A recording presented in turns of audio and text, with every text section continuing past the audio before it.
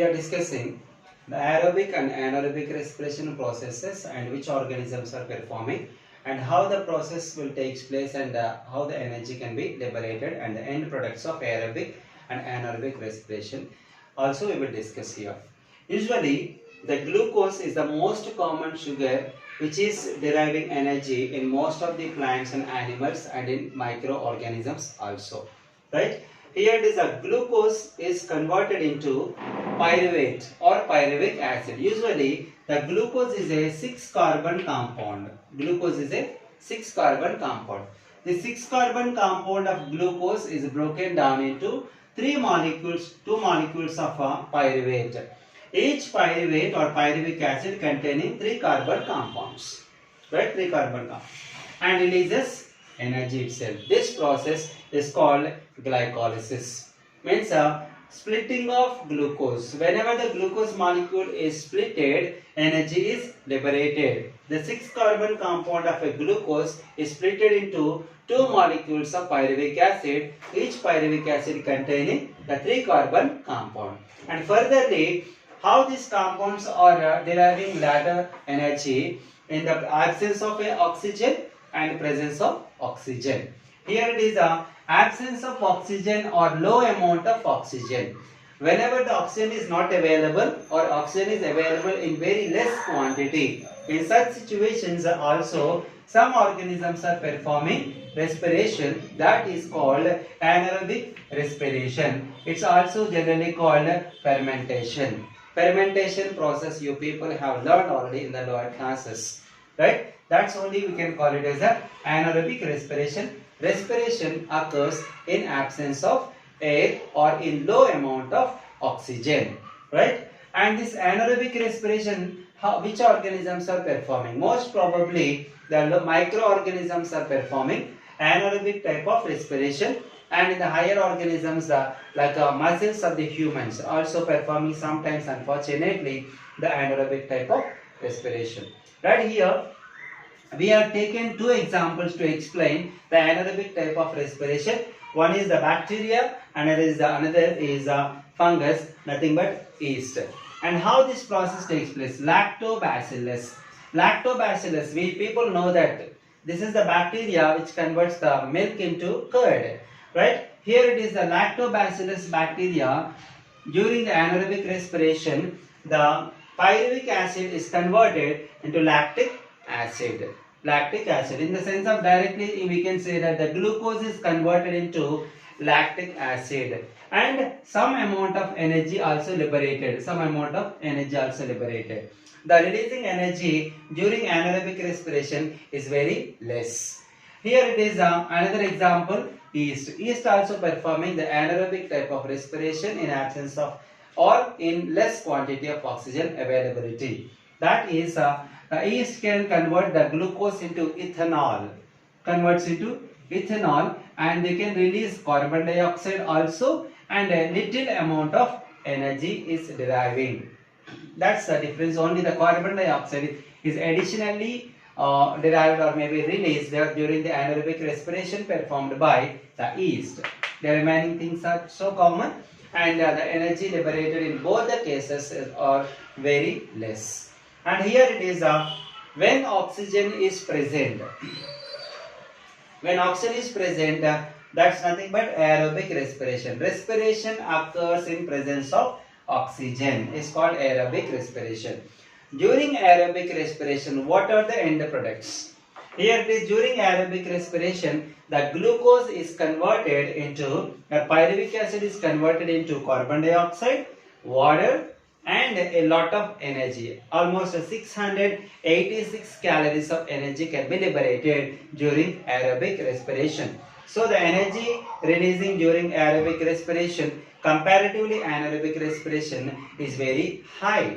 And here it is the aerobic respiration is performed by majority of the plants and animals. Okay, this is what usually how the respiration process after the glycolysis taken place in the plants and animals and in the microorganisms.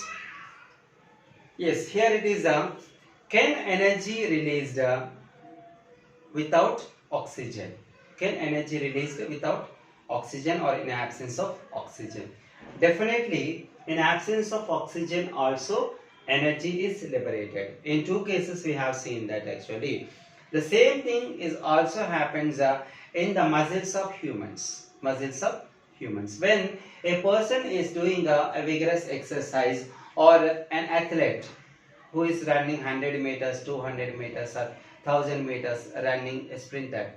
Usually we are observing that when a person is doing the exercise continuously, he can feel or she can feel the pain in muscles, Or when a person is running, an athlete, for example, a runner is there, but he is running for kind of some time of a distance, some kind of a distance.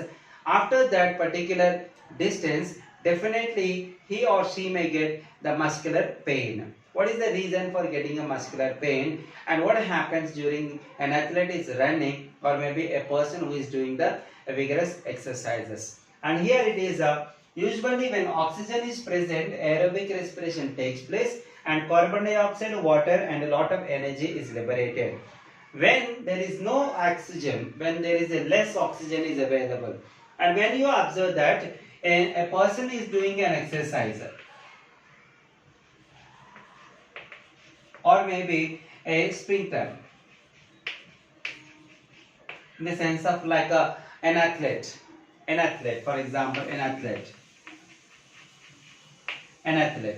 If you take an athlete or maybe a person doing an exercise, while they are doing the exercise or a person is running for a certain distance, we can observe that while they are doing the exercise or while a person is running, they are holding their breath and they are doing the activity.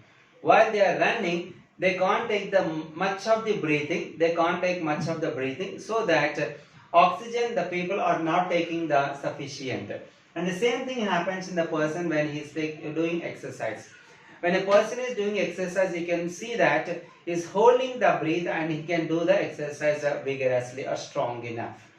So that what happens when a person is not taking oxygen when he is doing the exercise or when a person is having a kind of a event of running, right? Instead of aerobic respiration, when a person is not taking oxygen, anaerobic type of respiration takes place. Instead of aerobic respiration, anaerobic respiration takes place. During anaerobic respiration, what happens? The glucose is converted into lactic acid. Instead of carbon dioxide and water, when there is no oxygen, the glucose is converted into lactic acid in the muscles of a person or maybe an athlete. So that lactic acid cannot dissolve in the blood of a muscles immediately, so that the person is getting a severe pain. It's called as a muscle cramp. That's called generally muscle cramp, or usually called as a muscular pain. So when a person is getting a muscular pain or maybe muscle cramp, right?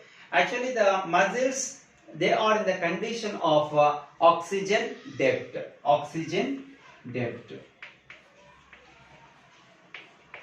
When the person is not taking sufficient oxygen required by the muscles or the body, then the condition of the muscles is oxygen debt.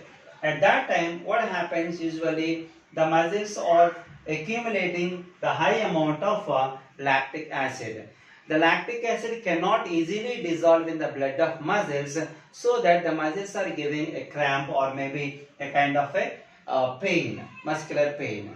Then after the particular event of running or maybe after a few minutes of doing the vigorous exercises, the person will automatically take some rest.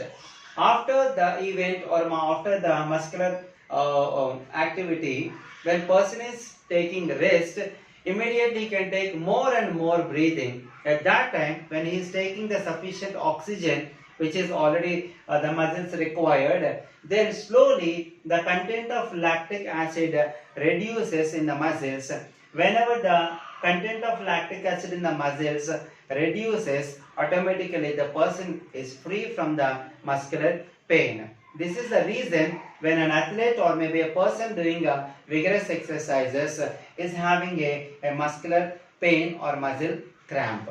So that the athletes or exercise doing persons, if people, when you see that after the athlete has completed a 100 meter, 200 meters of running race, you can observe that he may be sleeping on the ground or maybe taking somewhere rest, and is taking more breathing than the previous, and they will provide the fan or something else and for getting the more breath, and after taking much of the oxygen, automatically the person's concentration of the lactic acid in the blood of the muscles slowly reduces.